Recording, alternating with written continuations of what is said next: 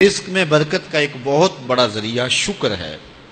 ارشاد فرمایا لَإِن شَكَرْتُمْ لَأَزِيدَنَّكُمْ، اگر تم شکر کرو گے وہ تمہیں اور زیادہ عطا کرے گا، اور اگر تم شکر نہیں کرو گے وَلَئِن كَفَرْتُمْ، کفران نعمت کرو گے، إِنَّ عَذَابِي لَشَدِيدٌ، تو پھر میرا عذاب بڑا سخت ہے۔ رزق کے اضافے کا ایک اور بہت بڑا سبب انفاق فی سبیل اللہ ہے۔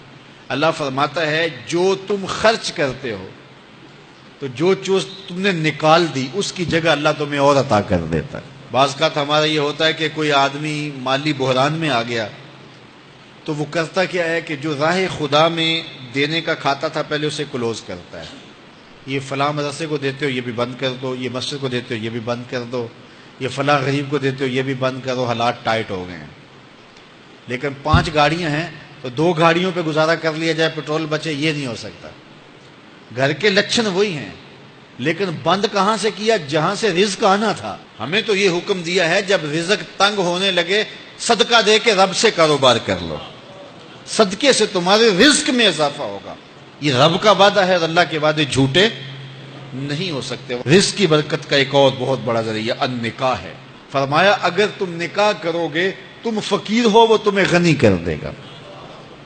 لوگ کہتے ہیں بچہ پیروں پہ کھڑا ہو لے تو پھر نکاح کریں گے، اللہ کہتا ہے تم نکاح کرو ہم پیروں پہ کھڑا کر دیں گے۔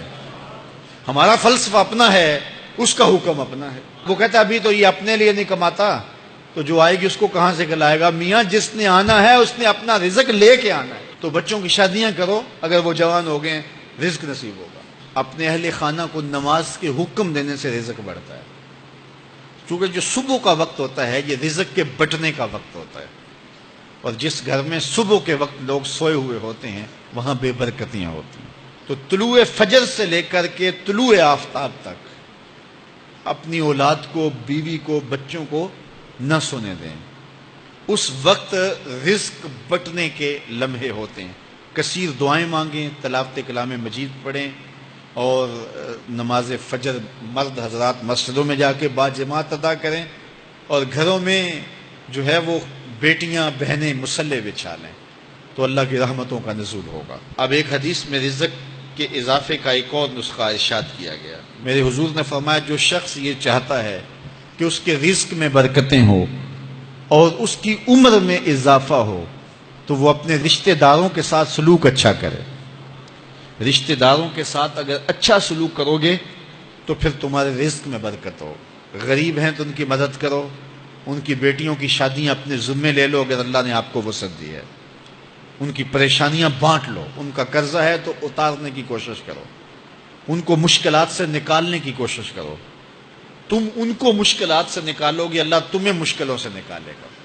تمہارے رزق میں بھی برکتیں ہوگی اور تمہارے مال میں بھی برکتیں ہوں گی۔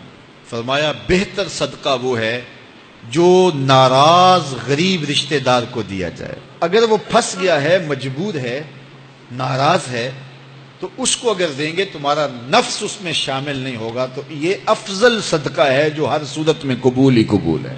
رزق کے اضافے کا ایک اور سبب الاحسان الی الضعفاء، جو کمزور لوگ ہیں ان کے ساتھ اس نے سلوک کرنا۔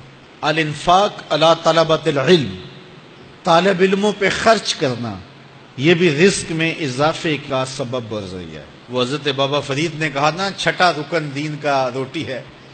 گھر میں کچھ نہ ہو تو پھر نہ نماز اور نہ ہی دیگر امور کی لذت آتی ہے، تو یہ رزق فراواں اور وسیع اور مبارک نصیب کر دے اللہ۔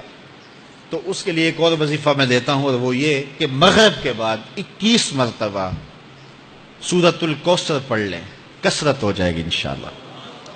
اول خدوشی پڑھ لیں، 5-7 منٹ لگتے ہوں گے، تو سورہ کوثر 21 مرتبہ روزانہ مغرب کی نماز کے بعد پڑھیں، اور اگر بہت زیادہ مسائل ہیں تو ہر نماز کے بعد پڑھ لیں، تو انشاءاللہ آپ دیکھیں گے کہ گھر میں برکتیں اترتی محسوس ہوں گی، انوار کا نزول ہوتے محسوس کریں گے۔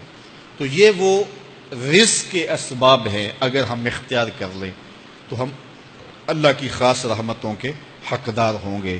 اللہ ہم سب کو رزق حلال، رزق وسیع